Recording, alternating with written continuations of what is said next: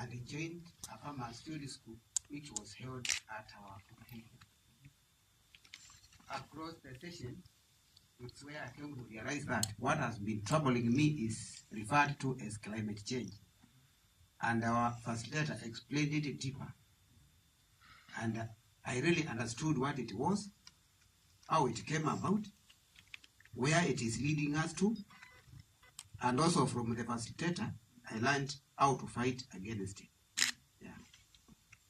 So I know you've been to Paris, you've been to Norway. You're essentially trying to educate the global public of the consequences of climate change. But where is the easiest task? Because I would presume that in Norway, where people are more educated than in Kenya, people would be more equipped with the knowledge of saying, well, this is obviously a problem. But what's your experience with that? So the question is, who are more willing to hear what you have to say?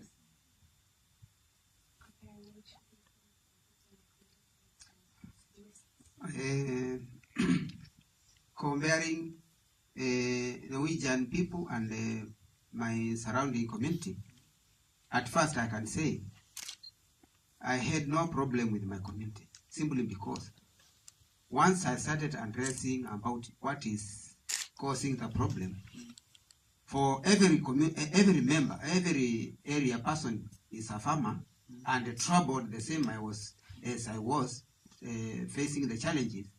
They all paid attention to understand what it was that was causing the problem. And as farmers, they were very much willing to join and continue discussing the matter with me toward the solution to our farming. So, well, I can't say Norwegians were that much reluctant because I learned something from them altogether. Yeah. I never went interior to their villages, but I managed to meet with some groups. And the groups was very nice to me. They were listening and putting their discussions and having a lot of questions, showing concern. So I could not read anything bad with the Norwegian instantly because I just met with the ready-made groups for that matter. Yeah.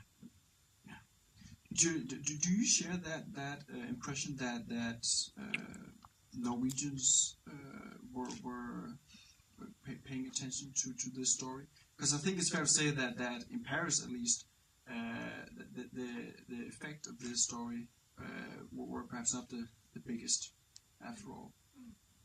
So I think Kisilu is right about what is like. We were visiting a lot of groups that are organized by environmental NGOs in Norway. So the people we met then, they listened a lot. But of course, my experience from Norway, I'm a Norwegian myself. I know climate change is often not put high on the agenda, and it's often something people don't speak much about. And we need to speak much more about it, and we need to bring it as a conversation to our dinners and to our lunches, and it needs to be a topic that we bring really high up.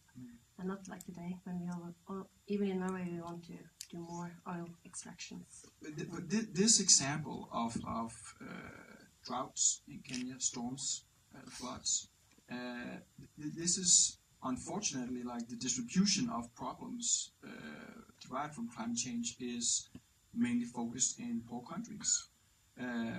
It might be difficult for Northern Europeans to take those concerns that seriously. But what's your experience arranging all these meetings with Kisilu? I think you're right. People are very distant from the problem. That's why we made this film, to bring people closer so that they can understand the human impacts and the psychological challenges of climate change. Yeah. But yeah, you're very right. Just before we open the floor for questions, just Kisilu, what is your hope for this movie? What do you expect? I'm used to studying anyway. It is my sincere hope, according to the reaction of the audience that I've met with, it tells me that it is going to be in their hearts, which means afterwards they will chomba doing. So I believe the film, if it happened that it is spread globally to reach everybody, surely it can change the attitude of people and behavior. Yeah, and all can change and start fighting as I'm doing. Yeah. And we have plans for that already. It's ready to